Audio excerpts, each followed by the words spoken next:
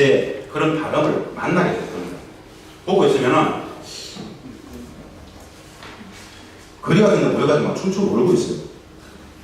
저 사람은 도무지 무슨 생각을 하고 살까 싶은 생각이 듭니다. 집단 가무가, 우리는 음주 가무가 아니지만 그들 집단 가무가 모여서 춤추고 노는 건 굉장히 발달되어 있단 말입니다. 우리의 이미지 속에 이런 게 있잖아요. 참 벌고 굶주리는 것들, 그런데 모여서 다 춤추고 놀고 있어요. 저게 뭘까? 엄청난 단어들이 있습니다. 키보드입니다, 사실. 진짜. 저 체제가 작동이, 어떻게 작동이 되는지. 예, 그냥. 여러 많은 곳에서 춤추고 노는 모습도 있죠. 공원에서 학생들 다 연로보장 정연하신 분들 낚시장. 제가 개성이 있을 때 남자들한테 가장 많이 선물했던 게 낚시 도구입니다. 여성들한테 가장 많이 선물했던 게 양산 같은 거 많이 선물했습니다. 남자들은 진짜 낚시 좋아합니다. 외국인 관광객들한테는 이게 평양 국제마라톤 대회가 일반인들한테 관광 상품입니다. 선수들한테는 입상에 따라서 올림픽 출전을 누리는 아주 오래된 유서 깊은 국제적인 마라톤 대회인데요. 북측에도 세계적인 마라톤 대회가 있다는 것 자체를 우리는 모르잖아요. 이하는 가면 국제적인 마라톤 대회이고 일반인들한테 이 자체가 5km, 10km, 하프, 풀 개성 시내 아니 평양距리 전체를 뛰어다니는 관광 상품입니다. 매년 4월달에 합니다. 개성문을 중심으로 외국인들은 이렇게 막 뛰어다니고 일본인도 뛰어다니고 이탈리아, 캐나다 다 가는데 우리는 못 갔죠. 내년 저 대회는 우리 국민들도 관광 상품으로 막 하게 될 거라는 생각이 듭니다. 내년 4월에 가지 않겠는가. 마라톤 좋아하시는 분들은 지금부터 준비하십시오. 2박 3일 40만 원입니다. 40만 원 관광 상품.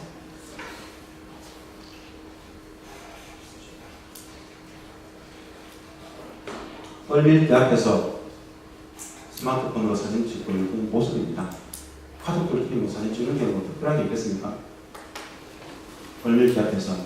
얼밀대는 나훈아의 대동강 평지에 나오는 손자로 보이는 아이의 사진을 찍는 할아버지 정도 되겠죠. 삶의 양식이라는 것은 거의 비슷합니다. 우리는 북을 어떻게 생각합니까? 눈 감고 그냥 여러 가지 이미지가 있습니다. 지들이들, 루저들. 진짜 그럴까요? 만나서 대화해보면 진짜 살짝 미안하고 민망해집니다. 만나서 대화해보면 왜 미안한지 아세요? 그들을 손가락질하고 한 번 더 만나보자는 사람들 미워하고 두려워하고 적대하고 알로보고 괜찮아요. 근데 그 사람들은 북측 사람들은 말입니다. 최소한 우리는 왜 미안하게 만든지 아세요?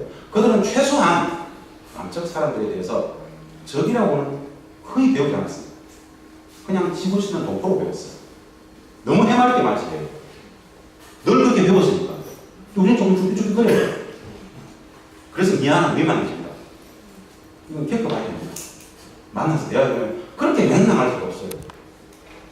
사실 교육은 문제는 진짜 심각한 문제죠. 우리는 적대를 배웠잖아요. 그들은 적대를 안 가르쳤다라는 거예요. 그래서 살짝 미안해집니다. 불편한 이야기죠, 이거. 어떡합니까? 그렇게 만나야 돼요. 그렇게 만나야 돼요. 요즘 청년들한테 선생님 돈이 꼭 필요할 거 이런 이야기 하는데, 얘들아, 헤어진 가족은 만나야 되는 거 아닌가? 단순하게 보면 그런 거죠. 평화랑 돈이 필요한 건 진짜 다른 거 아닙니다. 헤어진 가족이 70년 만에 만나가지고 저녁 한 끼 나누는 게 저는 평화고 돈이라고 생각하거든요. 물론 그것이 구조적으로 대한민국과 북측, 남북이 한반도가 무궁무진한 엄청난 기회가 됩니다.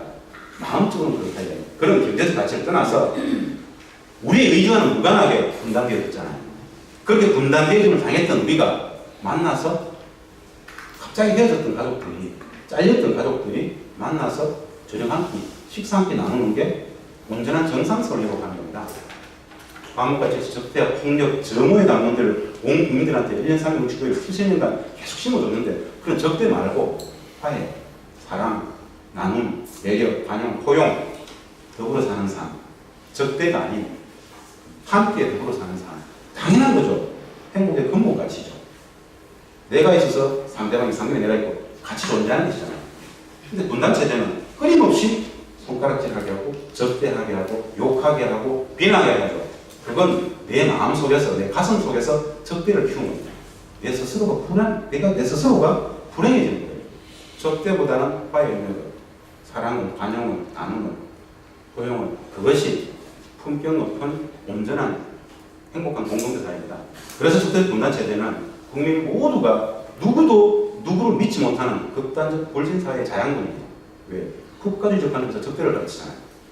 근데 평화라는 것은 적대를 극복하는 것이죠. 화해를 가르칩니다. 사랑을 가르칩니다. 그것이 정상적인 사회입니다. 왜 대한민국이 OECD 국가 중에서 가장 극단적인 불신지수가 뭐냐? 적대적 분단체제 때문에 그렇습니다. 어릴 때부터 가르쳐요. 점호를 가르쳐요. 반목을, 질식을, 폭력을, 전쟁의 당론을 가르치지 않습니까? 아와타를 가르쳐요. 옳고 그름을 가르쳐요. 이분구를 가르쳐요. 총칙 비정상의 첫 원류에 분단이라는 게 존재합니다. 이렇게 분단을 누구도 얘기하지 않아요. 분단은 분단의 폐해를 가르치지 않죠. 분단이 분단의 폐해를 가르치면 분단체제는 유지되지 않습니다. 분단체제 속에서 남에게 동질성 교육을 합니까? 이질성 교육을 합니까? 이질성 교육을 하죠. 분단은 통일과 평화의 필요성을 가르치지 않습니다. 본질적 속성이에요. 이런 정도의 근본적인 단순한 이치들조차도 우리는 한 번도 가르친 적이 없어요. 비정상성입니다. 비정상성. 분단으로부터 자유를 주는 사람은 단 한 명도 없다. 온전한 평화, 통일지향적 사고, 기본으로 돌아가는 것이고 정상성을 회복하는 게 있다. 그 정도의 말씀을 드릴 수 있을 것 같습니다. 네, 대입하는 모습, 가족끼리 음식을 나누는 모습, 이 돈들이 어디에서 나왔을 것인가? 이 돈들은 어디에서 나왔을 것인가? 이걸 고민해야 됩니다. 이 북측 경제가 왜 이렇게 되는지를 알아야 우리도 구조적 저성장을 능가할 수 있습니다. 한국 경제 활로못에 남북 경협이 있습니다. 정답은 대답은 나와 있습니다. 남북 경협이 있습니다. 남북 경협. 어디에선가는 돈이 있었겠죠. 어디에서 돈이 나왔을 것입니다. 농촌 개혁이라고 있습니다. 엄청난 개혁입니다. 요번에 박원순 서울청이 올라가가지고 북측사람들 만나서 야, 이 정도 변화이면 북한이 한 20년이면 중국을 추월하겠는데 이렇게 되고 있어요. 북측이 어떻게 답변했습니까? 무슨 소리 합니까? 10년이면 됩니다. 그렇게 얘기했습니다. 근데 저는 그것이 낯설지 않았어요. 왜냐하면 제가 2008년부터 2014년간 개성공단에서 대북협상 단장을 하는 시절에 북측하고 항상 했던 논쟁입니다. 북측은 중국을 아주 쎄하게 봅니다. 정서상 우리가 일본을 아주 쎄하게 보죠. 윤리도덕적으로 아주 쎄하게 보잖아요. 중국보다 단기간에 고도 경제성장을 할 수 있다는 확고부동한 자신감이 있습니다. 북측은. 그 자신감의 원천은 뭘까요? 우리는 북한의 경제를 모르잖아요. 일도 모르잖아요. 사실은 너무 보입니다. 70년간 전쟁을 못 끝내고 있는 군사국가 상황에서 종전선언이 되고 이렇게 되면 큰 폭발이 일어납니다. 그 과정이 우리 한국 경제가 폭발하는 것과 같이 맞물립니다. 그래서 남북의 평화경제, 경협의 고도가 이건 우리가 단 한 번도 경험해보지 못했던 엄청난 번영을 담보합니다. 분단체제는 이걸 안 가르쳐요. 그래서 분단체제는 살짝 제정신이 아닌 체제예요. 녹을 중에는 이치는 알면 진짜 보이고 모르면 하나도 안 하는 겁니다. 조금 더 개성난 얘기한테 말씀드리겠습니다. 이 도시는 어디일까요? 제가 늘 물어봐요. 이제는 많이 유명해졌습니다. 이것이 다들 이제 알아요. 선생님들, 북측이 지난 5년간 싱가포르부터 여러 자본들 조용하게 들어와가지고 세계적인 관광 특구로 육성하고 있는 도시입니다. 국제적인 관광 도시로 만들고 싶어하고요. 아시아의 나폴리로 만들겠다는 프로젝트입니다. 이 도시는 어디일까요? 원산입니다. 원산. 북측에 저런 도시가 있을까를 상상해 본 적이 없죠. 우리들의 북측의 저 변화를 전혀 모르는 우리들의 북한 인식이 우물한 개구리처럼 갇혀있다는 이야기를 하고 싶은 겁니다. 아니, 그걸 벗어나야 됩니다. 있는 것들을 저 변화도 봐야 되고, 이 건물들, 싱가포르도 어떤 것들가 지었다는데, 결국 우리는 늦으면 싱가포르이 만들어둔 저 빌딩에 임대받아 들어갈 상황입니다. 우리가 지어서 임대를 줘야 되지 않겠어요? 남북 경계가 북측에 그렇게 하자는데, 우리는 경제적 실리는 차치하고 어떻게 했습니까? 절대 이념이 뭡니까? 절대 이념이 뭡니까? 자본주의일까요? 사회주의일까요? 다 거짓말이더라고요. 절대 이념은 국민의 행복입니다. 국민의 행복. 국민의 행복이 절대 이념이에요. 국민의 행복을 위해서라면 뭐라 할 수 없어요. 동독병은 그렇게 흑묘병이면 경제 번영을 위해서라면 뭐든, 그게 사회주의든 자본주의든 뭐든 하자. 북측은 뭐든 하겠다는 겁니다. 우리는 근데 이념적 잣대가 같이 있어요. 그 이념이 뭐라? 그 이념적 잣대를 누가 프레임에 놔뒀을까요? 분단체제 본질이 기원하고 맥이 다 있죠. 국민의 행복이 절대 가치입니다. 국가의 목적은 국민의 행복이잖아요. 정치의 목적도 국가의 목적 마찬가지 국민의 행복이죠. 자연이, 평화니, 평등이, 복지니, 통일이니 모든 가치는 오로지 한 가지만 추구합니다. 국민의 행복에 부합하는 가치죠. 국민의 행복을 위해서라면 남북이 만나야죠. 너무 보이는데 평화경제, 경제협력이면 단번에 구조적 저성장을, 양극화를, 일자리 문제를 해소할 수 있는데 우리 뭐하고 있는 거죠? 한반도를 둘러서 미일 중러의 한반도 분할 정책, 한반도 분단, 현상 유지 전략에 편성해서 아무것도 안 했잖아요. 한반도 문제의 주인은 우리 스스로에도 불구하고 분단체제를 유지하고 했던 그 사국의 이해관계에 맞물려 있지 않습니까? 배후각성하고 정치 차려야 되죠. 진짜 정치 차려야 되죠. 이 분단은 우리들의 생존권을 100% 200% 규정하는데 우리들의 생존권이 백척반대에 있는데도 불구하고 검계 영역처럼 그냥 보여졌다는 자체가 진짜 엄청난 자기 부정이죠. 자기 모순이죠. 예를 들어서 민주주의라는 가치를 위해서 공동선언 6개월간 촛불을 들었던 분들인데 우리들의 생존권에 걸려있는 평화의 문제, 생존의 문제, 분단의 문제에 대해서는 다들 조용해요. 종전선언 평화의 정을 내놓고 이야기해야 됩니다. 전쟁을 끝내는 것은 알아보고 할수 좋은 거죠. 5천만, 나아가 8천만 국민 전체 공동체 구성원들의 생존권의 문제인 종전선언의 문제를 협상장 위에서 협상의 도구로 쓸 수 있는 겁니까? 종전선언은 알아보고 할수 좋은 거예요. 종전선언이 시기상조다라고 이야기하는 인간들이 있어요. 용서가 됩니까, 여러분? 종전선언이 시기상조다. 무슨 이야기예요? 8천만 공동체 구성원들의 생존권을 협상의 도구로 삼겠다는 거 아닙니까? 미친 거 아니에요? 국가의 존재가 뭡니까? 국민의 행복이잖아요. 전쟁은 빨리 끝내야 되지 않겠습니까? 근데 종전선언 자체를 시기상조다. 아무 생각들이 없어요. 용서하면 안 되는 겁니다. 왜? 우리 전체 삶을 작살낼 수 있잖아요. 종전선언은 바른 딱 좋은 겁니다. 무조건 해야 되는 거예요. 그런데 그것을 협상장에서 만지작거리겠다고 알면 용서가 안 되는 것이고 모르면 아무 내하고 상관없는 일이죠. 피눈물 흘리는 지난 20세기에 이 땅에서 800만이 죽었다고요. 그럼에도 불구하고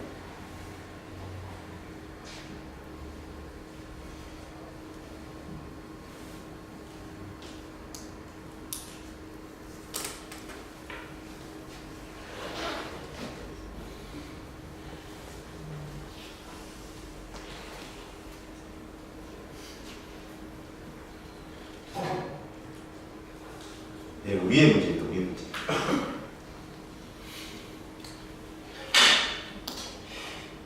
압록강 강 건너 중국에서 압록강 강 건너에 양강도 해산을 본 사진인데요. 보세요. 3년 전인데 북측 사람들의 모습입니다.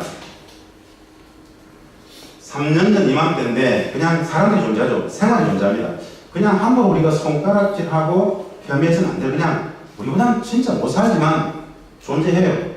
그냥 이들의 삶을 그냥 그럴 수 있어. 고개 한번 꺾이면 됩니다. 그러면 함께 평화로 같이 살 수 있겠죠. 그냥 예전에 20년 전에 극단적 기아를 경험했던 그 시절하고는 진짜 다르구나. 이 사진이 그런 걸 얘기합니다. 양강 계산의 농민시의 모습이고요.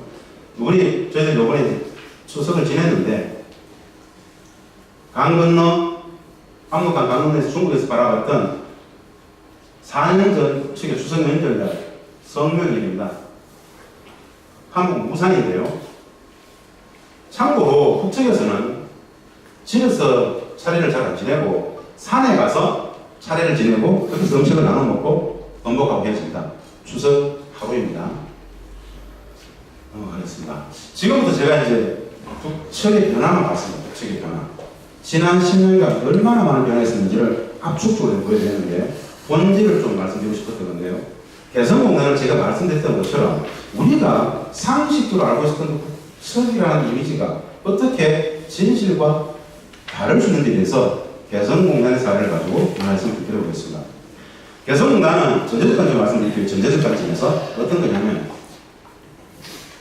남북경협은 우리가 하자고 했습니다. 북측이 하자고 합니다. 우리가 북측을 10년간 선택했습니다.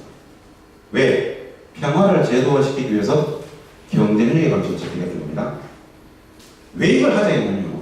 중국의 고도적인 성향이 우리를 압도해버렸어요. 90년대. 앞으로 보니까 중국이 다 스폰할 것 같았어요.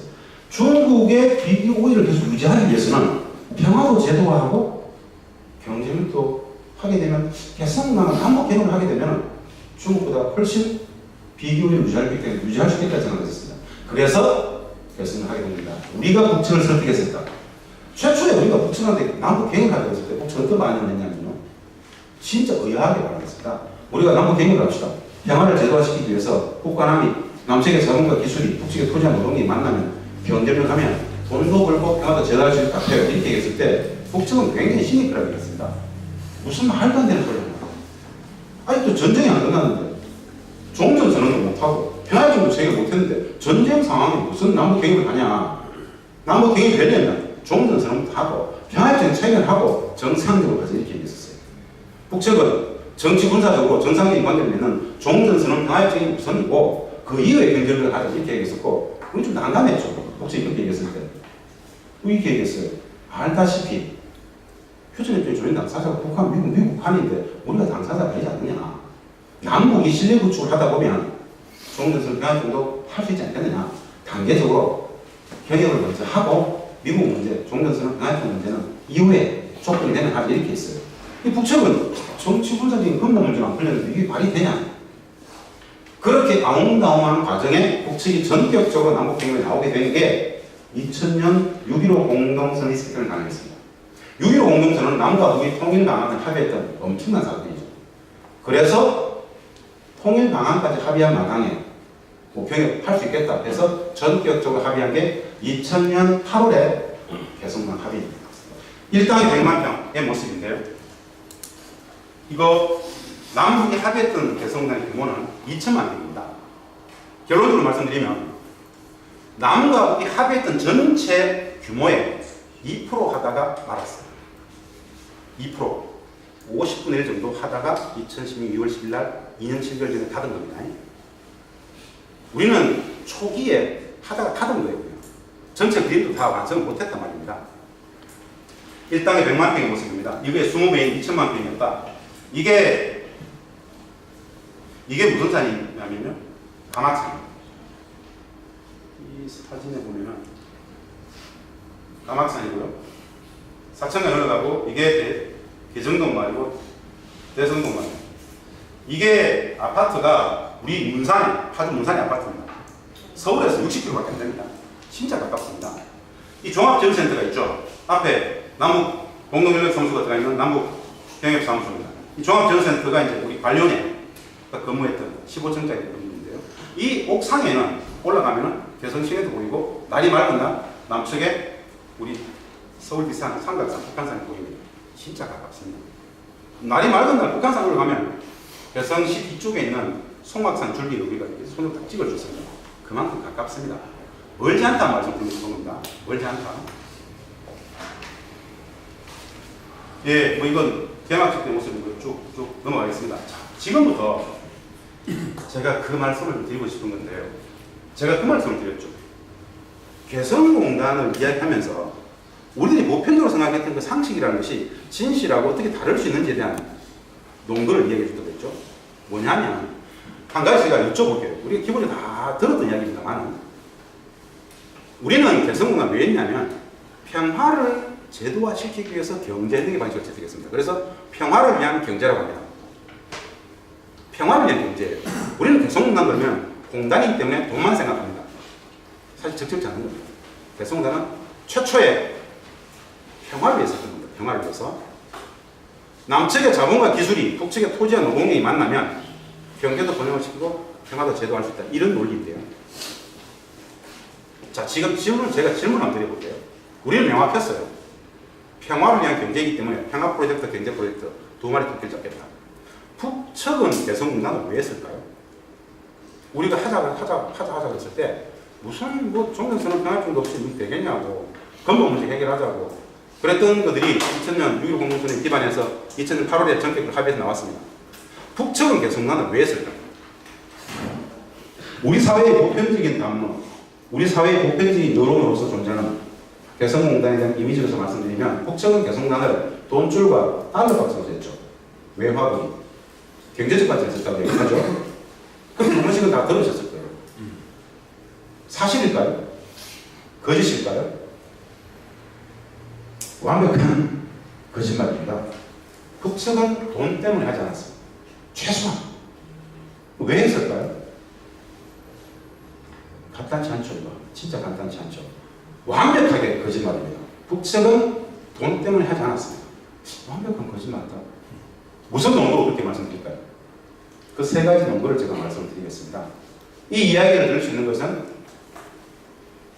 개성공단을 가지고 남과 북이 개성공업지구법을 만들 때, 공단 관련 전체 법을 만들 때, 저는 청와대에서 한반도 평화체제 담당관을 하고 있었습니다. 남북한 국장을 하고 있었어요. 그래서 그 협상에 컨트롤을 하고 있습니다. 이후에 2008년부터는 직접 개성에 들어가서 대북 협상을 진담을 했었고요. 이후 2017년 지난해 12월부터는 공단 전체에 대한 책임자로서 관리위원장, 이사장을 맡고 있는데요. 누구보다 개성공단 역사를 제일 잘합니다.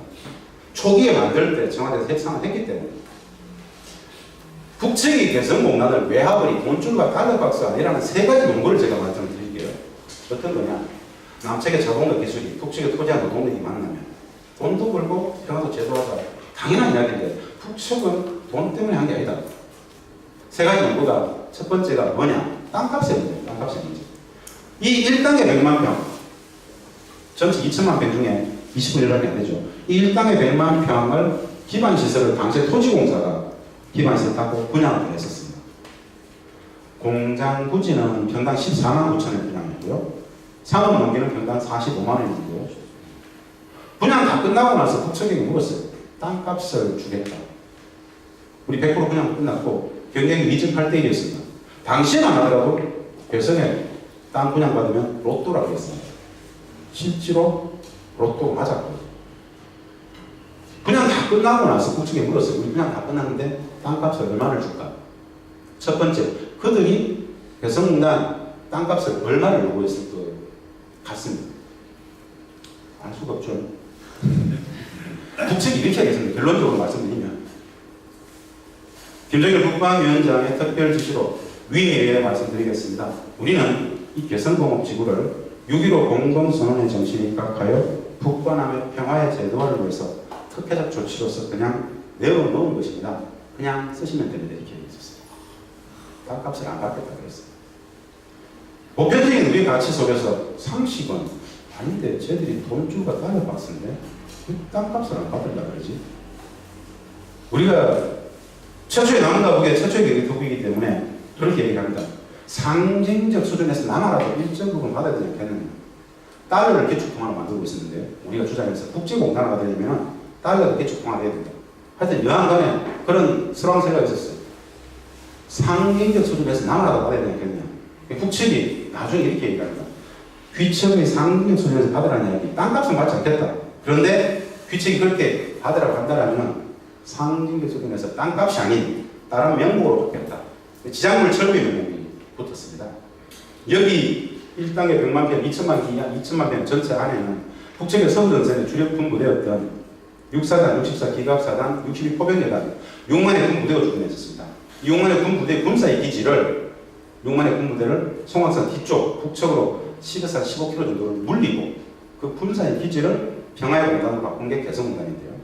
북측이 이렇게 얘기했었어요. 6만의 군인들과 군부대 시설들을 옮기는 지작물 철거의 명목으로 그렇다면 상징적으로 1제곱미터당 한 달러면 어떻게 했느냐 이렇게 얘기했었어요. 1달러.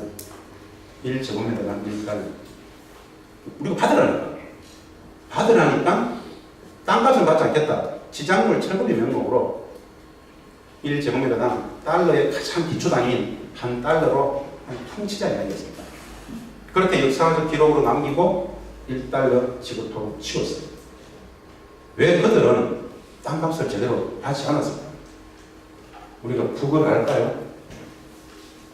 북측에는 땅값이라는 개념이 존재할까요? 그곳에는 땅이 가격이 아니잖아요. 돈줄과 땅의 값이라는 개념은 누구의 개념입니까? 자본주의 인간 형들의 개념이지.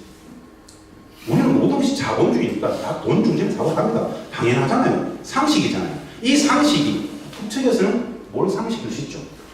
우리는 사람의 노동도 돈이잖아요. 당연히 노동이 돈이죠. 임금과 가치관들의 개념 돈.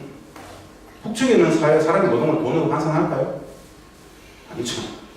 북측에는 임금이라는 개념 자체가 없죠. 그래서 사람의 노동을 돈으로 환산하지 않기 때문에 고용과 피고용도 없습니다. 사실. GNP, GDP 개념 자체가 없어요. 기본적인 차이에도 불구하고 이거 인정하지 않죠. 모르죠, 사실. 여하간에 그들은 땅값을 결국 나중에 우리는 그 땅값으로 환산했기 때문에 지작물 철거비 명목 1달러도 책정했기 때문에 좋다고 얘기할 수 있습니다만 그냥 공짜로 해놨다 이렇게 보시면 되겠습니다. 두 번째 논거, 북측의 결성문단을 달러박스 돈줄 이런 경제적 발전을 하지 않았다라는 두 번째 논거는 임금의 문제입니다. 임금. 마찬가지로 임금은 사람의 노동을 임금으로 돈으로 환산하는 우리의 개념입니다. 여기에 들어갔던 대부분의 기업들은 한마디로 저임금 보고 들어갔습니다.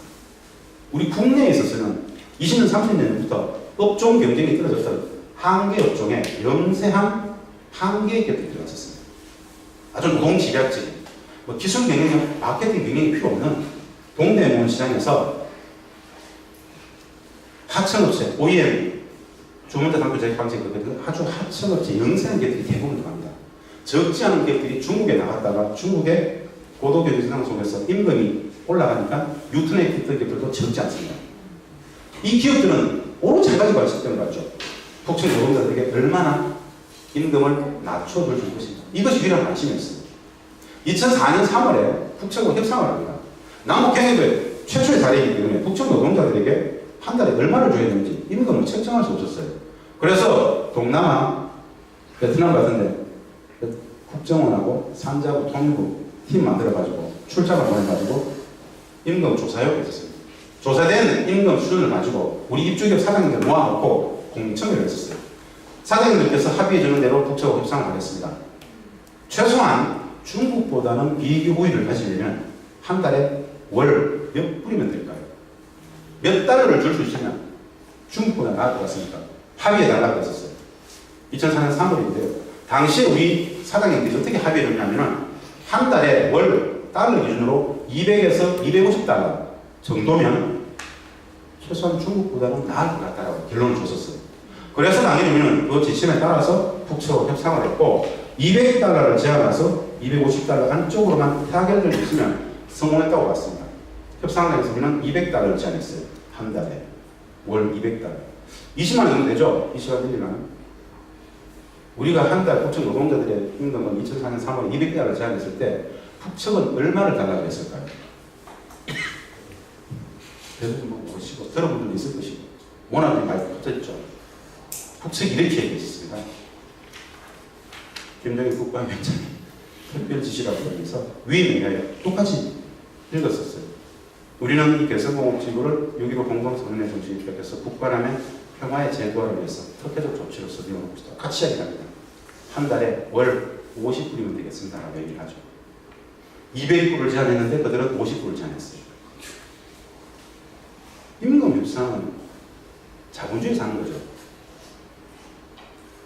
하여튼 국채원 우리가 200불을 제안했는데 굳이 50불을 받겠대요. 그래서 50불에 파기를 했습니다.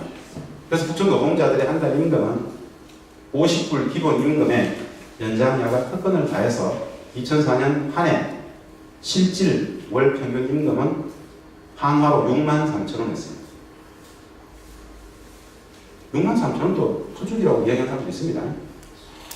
대한민국 그런 사회죠. 200불을 자는데 왜 그들은 50불 자는을까요? 사람의 노동은 돈일까요? 그런데 돈줄 따르박스를 얘기해요. 사실은 북측 사람들한테 이 돈줄 따르박스를 하는 이야기는 굉장히 모욕하는 겁니다. 진짜 모욕하는 거예요. 그래도 불구하고 우리 사회 속에서는 폭력입니다. 당연히 소득이 아니라 엄청나게 한 달에 63,000원 주면 4인 가족이 살 수 있을까요? 63,000원 줘놓고 진짜 그대로 그 1인당 63,000원 받은 걸 가지고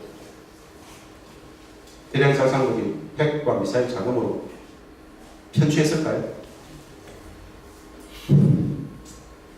그렇게 이야기해도 되잖아요. 끝났잖아요. 그래도 되잖아요. 마음껏 그런 얘기 해도 됩니다. 누구도 거기에 대해서 이의를 제기하면 안 됩니다. 거기 이의 제기하면 실질적으로 가둬볼 수 있습니다. 다 이걸 다 가려버리죠. 이게 왜 엄청난 문제인 줄 아세요? 국민들의 인식체계를 어떻게 만들었습니까? 국민들은 기만했단 말이죠.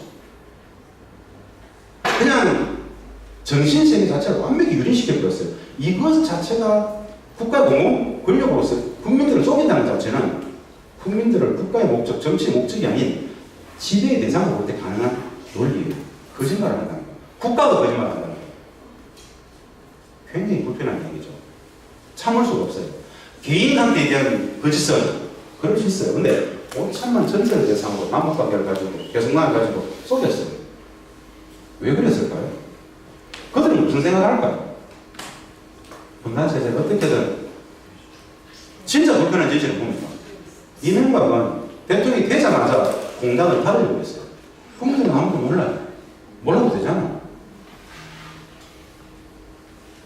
우리가 개성난을 닫으려고 했다고. 대외도 명령도 주고 어떻게 하면 닫을 수 있는지 호시탐탐 어떻게 하면 닫을 수 있는지 연구했단 말이에요. 이 엄청난 범죄적 사실들을 국민들은 압니까? 모르죠. 아무도 모릅니다. 대북 정책이라는 게 그런 겁니다. 금기의 문제. 마음껏 우리대로 되죠. 여한간에 국채가 200불을 줄 수 있다고 했는데 50불 받았습니다. 그래서 한 달 63,000원 받았습니다. 이것이 국채의 개선 공간을 돈줄과 달러박스로 보지 않았다는 두 번째 문제입니다. 세 번째 연구가 있습니다. 똑같이 임금 문제입니다. 개성공업지구 법원 말입니다. 이 기본임금 50불. 이 기본임금은 어떤 거냐면 최저임금하고 조금 다릅니다. 최저임금은 그거보다 더 줄 수 있죠. 근데 기본임금은 55,000명 전체 북측 노동자들 똑같이 이 임금을 받아야 됩니다. 연차가 없어요. 포봉이 없습니다. 1년차든 10년차든 똑같이 기본임금 똑같이 받아야 돼요. 한마디로 최저임금에 다 묶어뒀어요. 이 기본임금을 내년 7월달에 임금 협상을 해서 그 다음 해의 기본임금을 책정하게 해놨습니다. 임금 협상은 매년 합니다. 근데 우리가 강하게 주장해가지고 이 임금을 아무리 많이 올려도 1년에 5% 이상 못 올리게 임금 상한선을 딱 잡아놨어요. 중국 같은 경우는 한 해 60% 올렸습니다. 지속 가능하지 못하다 해가지고 우리가 5%를 묶었고 국정은 동의했어요. 2004년 7월 최초의 임금 협상이 2004년 7월에 있었습니다. 2005년도 기본임금 협상을 해야 되는데요. 2004년도 기본임금이 50불이었습니다. 연장자가 특권을 다해서 63,000원을 받아갔습니다. 그 2004년 7월 기본임금 협상 들어갈 때 사장님들 모아가지고 공청했었습니다. 사장님들 7월입니다. 5%까지 올려줄 수 있는데 임금 협상 어떻게 할까요? 했을 때 우리 사장님들 진짜 시원하게 얘기했었습니다. 현재 50불에 뭐 5%다 올려줘봐야 2,500원인데 그거 그냥 올려줍시다 보고 일단 좀 잘 먹입시다. 다 이부동 선거 다 찬성해서 올려주겠다고 했었어요. 협상장에서 몇 프로 올려줄까요? 북측이 물어봤습니다. 북측은 어떻게 답변했습니까? 결론적으로 이렇게 얘기했습니다. 여기로 공동선언 이야기하고 특혜적 조치 이야기하고 우리는 이 개성만 평화의 제도와 평화의 제도와 평화의 제도와 평화의 제도와 아니 그렇게 호전적인 나쁜 새끼들이 왜 자꾸 평화를 이야기했을까?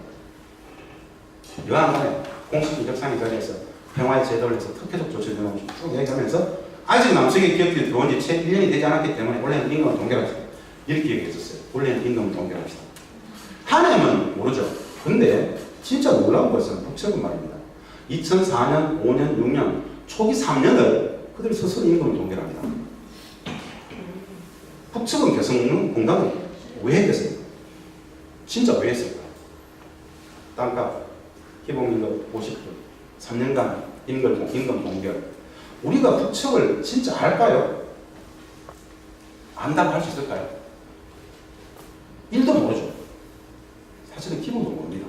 사회주의 경제 자체를 모릅니다, 사실. 고도 집단주의 체제라는 게 어떤 건지 자체를 몰라요. 그들의 생활 양식, 가치규범, 사고방식 아예 관심 없어요. 그냥 찌질한 새끼들. 엄청난 강력이 존재하죠. 이건 굉장히 불편한 이야기고 가슴 터지는 이야기입니다. 숨 넘어갈 수 있어요. 진짜 중요한 것은 왜 이런 북측을 우리는 몰라야 되는가? 알아야 되잖아요. 누가 이렇게 우리의 정신세계를 유린했을까요? 70년 분단 체제. 그 분단은 비정상의 원류, 맹아, 토대입니다. 참으로 많은 비정상들을 만들었던 게 분단 체제, 구조로서의 분단입니다. 그리고 문화로서의 분단입니다. 분단은 국민 불행의 구조적 근원이자 토대이다라는 말씀은 개성공단의 사례를 통해서 우리들이 보편이라고 하는 상식이라는 것이 진실과 얼마나 다를 수 있는지에 대한 감정으로서 제가 소개를 했던 겁니다. 그럼 개성공단 뿐이겠습니까? 참으로 많은 불편한 진실들이 있습니다. 하나하나 천천히 들여다보고 있으면 억장이 무너져요. 억장이 무너집니다. 얼마나 많은 거짓들. 그 거짓들을 접하는 것 자체가 학자로서 분단 정치사를, 한국 정치사를 전공한 학자의 입장에서의 분노가 아닙니다. 어떤 분노인지 아세요? 5천만 국민들이 대부분 쏟고 있다는 거. 그것이 막 참을 수 없는 거예요. 그걸 제대로 인식한다면 우리 사회의 국민 여론 환경이 이렇지는 않을 거라는 것이죠. 그 많은 거짓의 뿌리에, 바탕에, 토대에 분단이 존재하더라. 그 말씀을 드리고 싶은 게 개성공단의 사례를 통해서 말씀드렸던 겁니다. 예, 이게 개성공단의 모습입니다. 남북의 우리가 제안했던 평화를 위한 경제입니다. 평화 프로젝트, 경제 프로젝트. 북측에 대한 시행이 아니라 남측에 대한 시행입니다. 경제적 관점이 못하면 못하는 겁니다. 개성공단은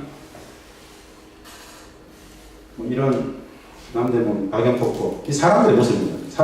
박영폭포는 굉장히 큽니다. 사실은. 상상도 굉장히 큽니다. 선조교, 개성의 모습이고요. 평화의 가치, 경제의 가치, 안보적 가치, 통일 가치 있는데 5만 5천 명, 6만 명, 남북의 노동자 6만 명이 같은 공간에서 같이 생활하고 같이 생산한다는 것 자체가 평화의 상징이죠. 그것 자체가 평화예요, 사실. 엄청난 가치를 가지고 있습니다. 단순한 공간이 아니죠. 남북 평화의 상징입니다. 부차적으로 경제협력의 결의의 상징인데요. 첫 번째는 평화다라는 말씀 드립니다. 안보적 가치, 통일의 가치가 있는데 공단이기 때문에 경제적으로 얼마나 큰 이윤을 추구했는가, 이득을 추구했는가, 결과적으로 돈을 얼마나 벌었는가 보겠습니다. 양질의 노동력, 생산성, 고품질, 임금 일정, 이직률. 결론적으로 전 세계 어느 공단도 개성공단하고는 경제적 가치로서 비교할 수가 없습니다. 개성공단하고 비교하는 것 자체가 폭력적인 상황입니다. 압도적인 게 특혜적 공단입니다. 5만 원, 50불, 6만 3천 원. 많이 올라가지고 얼마나 올랐느냐. 2015년 기준 3년간 동결하고 북측이 2007년부터 5%씩 올려달라고 했어요. 2007년도 매년 5%씩 올려줬는데 2015년 기준으로 북측 노동자들의 기본임금은 5만 5천 원 똑같이 73불이었습니다. 73불이면 8만 원입니다. 8만 원. 그것에 일장 야간 특권을 해서 한 달에 실질 평균 임금을 얼마를 받았는가? 한화로 14만 원 받았습니다. 동남아 이주 노동자 1명을 고용할 수 있으면 북측의 노동자 15명을 고용할 수 있습니다. 대부분 다 노동 집약적인 한계 업종의 저임금 하나 보고서 같은 기업들이죠. 굉장한 일이 발생했죠. 저임금 보고도 봤는데 50불, 14만 원, 6만 3천 원이 있습니다. 엄청나게 벌 수밖에 없습니다. 그런데 그것에 북측 노동자들은 숙련 노동자가 됩니다. 직장을 떠나지 않아요. 이직을 하지 않아요. 누구나 고품질 구현하는 숙련 노동자가 됩니다. 전 세계 어디에도 저 정도의 고품질을 구현하는 14만 원짜리 노동자를 구할 수가 없어요. 대선공단의 경쟁력이라는 것은 저임금보다는 양질의 노동력 대비 저임금이라는 것인데요. 남측에서 만드는 것보다 더 고품질을 원합니다. 고품질. 왜냐하면 직장을 옮기지 않기 때문에 숙련 노동자가 되기 때문에 가능한 일입니다. 1대 30 효과는 전체적으로 우리가 이를 투자하면 말입니다. 대한민국 경제 전체의 관점에서, 한국 경제 전체의 관점에서 GDP로 계산했을 때 30배 이상을 가져옵니다. 저희 들어간 기업들이 지만큼 30배를 벌었다는 게 아닙니다. 그들도 많이 벌긴 했죠. 한국 경제 전체로 봤을 때 1대 30이라고 이야기합니다. 뭐 이런 배선동 대처 전세 연회도 없다. 공단에서 돈을 못 벌림이 있겠어요. 기회가 아니다. 이건 우리 이쪽에 사장님들께서 늘 하시던 이야기인데요. 얼마를 6만 3천을 줬다. 14만 원 줬다. 이 자료들은 배선동에서 모든 기업들이 우리 관련의 재단에 매월 북측 노동자들에게 지급되는 임금을 다 가져옵니다. 대상을. 그걸 계산해서 통계를 내는 겁니다. 가장 정확한 거예요. 이쪽에 사장님들은 여러 많은 데이터들 이야기합니다만 우리 관련회가 평균 내는 게 가장 정확합니다. 뭐 A기업, B기업 아주 유사한 두 기업이 한 기업은 개성을 간 기업, 베트남을 가는데 개성 간 기업이 베트남 간 기업보다 손익이 5배를 올리더라. 뭐 이런 정도 이야기입니다. 비교할 수가 없습니다. 비교 자체가 풍경이라고 제가 말씀드렸죠. 압도적으로 베트남은 우리 대한민국 제조업 기업들의 최저치라고 얘기합니다. 동남아 중에서는. 그럼에도 불구하고 그 베트남보다도 개성공단은 몇 배는 더 겁니다.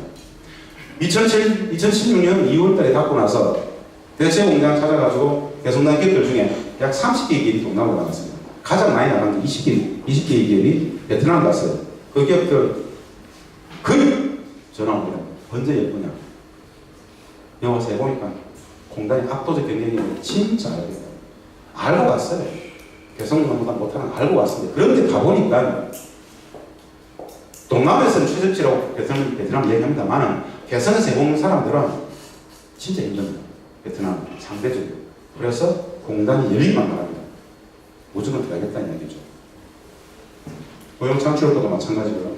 이 10개의 기업을 한번 그냥 평균 내서 계산해 봤습니다. 여러 많은 계산도 해봤는데요. 우리 입주기업들 모든 회계 세무 자료를 우리 재단이 다 갖고 있습니다. 의무적으로 다 내야 됩니다. 근데 입주기업들이 내부 비밀이기 때문에 내외 공표하면 안 됩니다.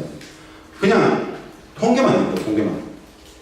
개성에서 1억 원을 생산하는데 10개의 기업들 평균을 내보니까 1억 원 생산하는데 국책에 전달되는 현금은 570만 원이면 됩니다. 570만 원은 뭐냐? 노임, 사회보험료, 조세보험 다 포함해서 똑같은 조건에서 남측에 사면 8,300만 원 들어가죠. 15분의 1 경쟁력이죠. 15분의 1의 경기를 가지고 1억을 생산할 수 있어요. 이게 바로 남북 경기가 만드는 가치죠. 우리는 구조적 저성리에 빠져있다고 얘기합니다. 왜 구조적 저성리에 빠졌는지 아세요? 진짜 심플하게 단순화시켜보면 수출 중심의 자연무역국가인 대한민국 경제가 중국 애들 때문에 수출이 안 돼요. 중국이 우리를 다 압도적 비교에 올라서 버렸어요. IT조차도 이미 우리를 압도하죠. 수출을 해서 먹고 사는데 중국 제품들 때문에 우리 제품이 안 팔리기 때문에 저성장이 온 겁니다. 그 엄청난 시대 변화에 빨리 적응해서 기술 혁신을 했던 여러 많은 혁신을 했었어야 되는데 기업들 안 그랬죠. 이 구조적 저성장은 빠져나갈 수가 없습니다. 빠져나갈 수가 없어요. 한 가지 방법입니다. 한 가지 방법. 바로 남북경협입니다. 남북경협만이 중국을 압도할 수 있다. 이 말씀을 드리는 겁니다.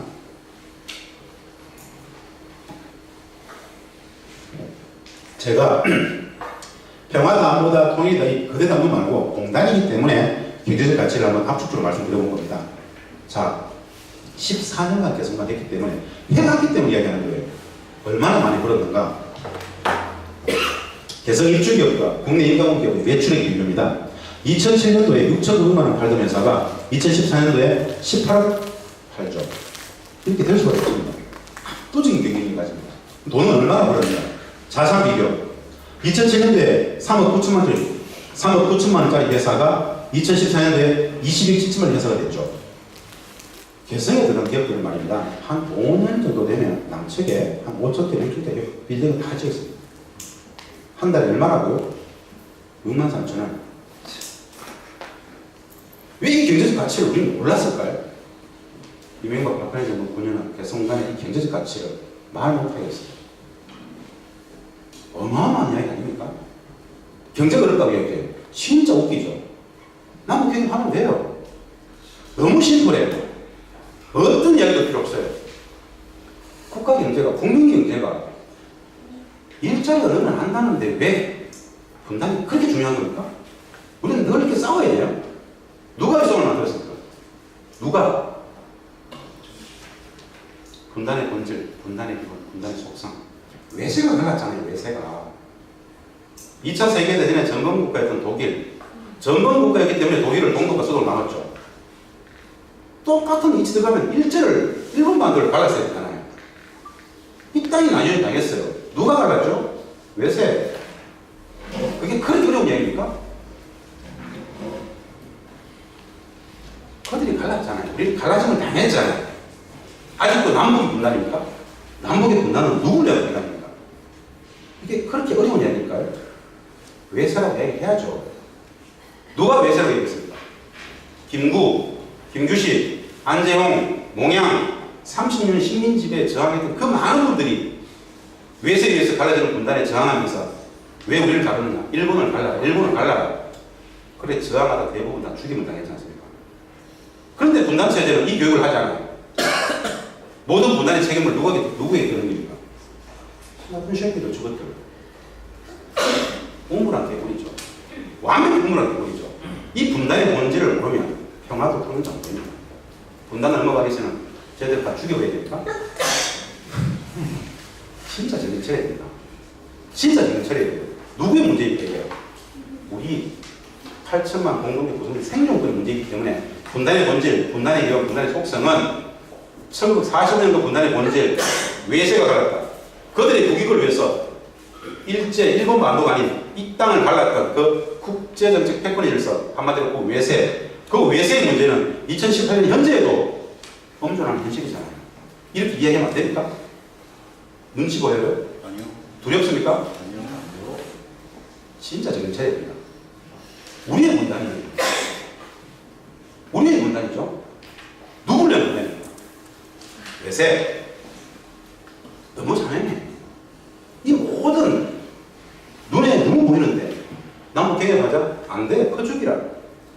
다 거짓말이에요. 거짓말이에요. 우리가 포는 거라 그러죠. 30배 이상. 우리가 포한다고 그러면 종국입니까? 진실인데 국민 경제가, 국가 경제가 살아야 국민 행복이 절대 가치인데 자본주의 사회주의 다 필요 없습니다. 우리 국민 행복이 절대 가치다. 그래서 남북 경협을 하자. 그래서 4.27 판문점 그리고 평양에서는 남북의 지도자가 그렇게 지구지순하게 종전 평화협정 계속 얘기하는데 여전히 우리는 미국만 봐야 됩니다. 그들의 서두만 기다려야 돼요. 그들이 종전 선언을 하지만 시기상조예요. 우리가 분단의 주체인데 한미동맹은 평화를 위해서 존재하는 건데 전쟁 끝나지 않는데 웬 미국의 군수산업, 군산복합체 그들 네오콘들은 한반도의 평화, 통일은 별로 관심 없습니다. 그들의 국익, 그들 군수산업가들의 무기시장 이것만이 관심이죠. 그들의 일부 기업들, 군수산업가 그들의 뱃속 입속을 위해서 우리 8천만 국민들의 생존권이 늘 백척간도에서 있는 우리 분단체제는 처음부터 헛구에 식시하고 분단을 넘어서 평화를 가자는 말씀들을 개성공단 사례를 통해서 그냥 말씀을 드리는 건데요. 저에게는 시간이 3분밖에 남지 않았습니다. 개성공단의 사진들입니다. 그냥 여러 사진들인데요. 제가 강의 중에 말씀드렸죠. 70년 분단체제를 2시간, 3시간에 이야기하는 것 자체가 폭력이지만 그럴 수 있는 게 아니에요. 오랜 시간이 필요한데 오늘은 첫 강의에서 정신적 폭력 충격이긴 하지만 여러분들이 이후의 강의들 속에서 하나하나 녹여내기를 바라는 마음에서 사진들 보고 대충 끝내겠습니다. 개성공단은 살아있는 통일평화의 엄청난 곳이었습니다. 그들과 늘 협상하던 곳인데요. 그냥 옛날에는 그곳에 사람이 살고 있었네. 제가 표현하면요. 그곳에는 참 지구지순한 착한 사람들이 살고 있습니다. 만나면 눈물 납니다. 만나면 눈물 나요. 만나보고 대화해보면. 대통령께서 요 마지막 몇 장 슬라이드 이제 끝내겠습니다. 대통령께서 2007년 14선을 마치시고 서울로 귀향하시던 길에 개성을 들으셔가지고 방면도 이렇게 쓰셨습니다. 여기 개성공단이 바로 남과 북이 하나가 되는 현장입니다. 민족의 운명을 개척하고 있습니다. 열심히 합시다. 대한민국 대통령 노무현. 민족의 운명을 개척하고 말씀하셨는데 이 이야기가 그거였습니다. 분단의 역사를 평화의 역사로 만들어가는 이 개성공단이 민족의 운명을 개척하는 공간입니다. 여러분들은 남북의 노동자가 있었어요. 여러분들은 단순한 제품을 만든 것이 아닙니다. 평화의 제품, 평화를 만들고 계십니다. 자긍심을 가지십시오. 굉장한 이야기였어요. 남북의 노동자들이 엄청나게 충만했던 하루였는데요. 남측의 노동자들은 굉장히 좀 우쭐했죠. 대통령께서 오셔가지고 자긍심을 가지라. 여러분들이 민족의 운명을 개척한다. 평화를 만들고 있다. 북측의 노동자들은 듣고 있다가 대부분 다 울었습니다. 엄청난 감동이었어요, 사실. 그것이 이 14선을 있고 3달 만에 동결되었죠. 이명박 정부가 돌아가지고 그냥 내부 정책적으로 달아봤습니다. 기존에 하던 거 말고 아무것도 못하게 했었어요. 국민들은 모릅니다. 몰라도 됩니까? 그건 정책적으로 펼쳐지는 거기 때문에. 이 애국 발언은 독일 통일의 주역인데요. 빌리 브라이트의 동방정책 아시죠? 동독과 서독의 사회문화 민족 교류를 쭉 밀었던 동방정책을 실제로 만들었던 사람이 애국 발언입니다. 빌리 브라이트의 책사였어요. 2005년도에 개성공단은 이 빌리 브라이트가 애국 발언을 어떻게 평가했느냐? 이렇게 평가했습니다. 나도 독일 통일 방안을 설계 위반했지만 개성공단 같은 것은 상당히 즉 경제력은 상상 못했다는 거죠. 참으로 대단하다. 한국의 통일을 다른 거 필요 없다. 개성공단을 따라가. 제2제3의 개성을 따라가다 보면 평화가 추적되고 경제 통일이 올 것이다. 그 이외에 공급적 통일이 있다. 한국의 통일 모델은 개성공단이다. 여기서 개성공단은 사실은 지명으로서의 고유명사 개성공단이 아닙니다. 남북 경협의 상징이죠. 남북 경협을 하라는 얘기입니다. 자본주의가 사회주의가 만나가지고 경쟁을 하면 가장 빠르게 서로가 서로 배우게 되고 서로가 서로 이해하게 된다. 돈도 벌고 평화는 따라와 있을 것이다. 이 경쟁력 이런 공단을 2개, 3개만 만들어버리면 끝이다. 더 이상 통일 평화 이야기 안 해도 될 것이다. 근데 제가 말씀드렸다시피 개성공단은 말입니다. 남과 북이 최초에 합의했던 규모에 딱 2% 하다 말았어요. 최초에 남과 북이 합의했을 때는 5,000개의 공장이 제조업이 들어간 겁니다. 우리 딱 125개 제조업밖에 없었습니다. 2008년도에 스톱됐으니까, 중단됐으니까. 그 이후부터는 비정상화가 됐기 때문에. 5,000개의 제조업 공장이 생긴다는 얘기는요, 남측의 협력업체가, 연관 협력업체가 10만 개가 된다는 얘기입니다. 그 정도 되면 누구도 손 못 댑니다. 경호의 경제 가버리면 어떻게 할 수가 없어요. 그런 공단이 3개만 생기면 남측에 30만 개의 기업들이 북측 남북 경협에 연결되어 있으면 이미 쭉 가버리는 겁니다. 지금 우리보다 7년을 듣던 중국과 대만의 양안 관계를 보시면요. 2000년 6.15 공동선언을 본다라면 그들은 우리보다 7년을 듣습니다. 대만의 해외 투자의 48%가 중국 투자입니다. 대만 기업의 8만 개가 중국에 들어가 있습니다. 대만 기업의 8만 개가 중국에 들어가 있어요. 그 8만 개의 협력업체는 몇 개일까요? 대만에 70만 개입니다. 이 중국과 대만을 분단국가로 얘기합니까? 이미 경제적으로 강합니다. 이미 우리보다 7년을 듣던 대만 양안과 중국과 대만이 저런 관계인데 우리가 2007년 14선에 저 기조대로 쭉 갔으면 이전시 10년에 잃어버린 10년이 없었으면 이러진 않았겠죠. 이 비극을 다시 양상하지 않았겠죠. 정상성을 회복해야 된다는 측면에서 말씀을 드렸습니다. 지난 공동연합사무소 개소식 때 오래된 제 예전 협상의 파트너들입니다. 5년 만에 만났습니다. 악수를 했는데 계속 악수를 하고 있는데 대화를 하는데 한 5분 정도 손이 안 떨어졌었어요. 마음은 똑같아요. 마음은 똑같아요. 그들도 우리도 남북경협 속에서 어떻게든 민족의 운명을 개척하자. 이론이 아니고 책이 아니고 14년간 그들과 똑같이 같이 지냈던 5년 만에 만나서 똑같은 가슴을 확인한 것이죠. 이 황충남도 마찬가지고 참 많은 애들을 같이 만났어요. 한결 같았어요. 그리고 제가 이미 방송에서 많이 얘기했습니다만 그들은 2년 7개월 전 우리가 방치했던 개성공단을 매월 정기적으로 북측의 노동자들이 회사에 나오게 해가지고 월 1회 내지 2회 깨끗하게 청소도 하고 관리를 잘하고 있었어요. 얼마나 아름다운 이야기입니까? 우리는 어떻게 얘기했습니까? 부속 다 팔아먹었을 거야. 어디 다 처분했을 거야. 다 우리 기준으로. 우리는 그건 진짜 모릅니다. 진짜 몰라요. 우리는 이 이야기 했었어요. 걔들 아주 깨끗하게 잘 관리하고 있을 것이다. 왜? 그들은 남측의 기업, 남측의 자산이라고 얘기하지 않습니다. 민족 공동의 자산이라고 해요. 민족 공동의 자산이기 때문에 관리하는 겁니다. 이 엄청난 상식과 진실 사이의 간극은 눈물 나는 겁니다. 그런데 얼마나 아름다운 이야기예요.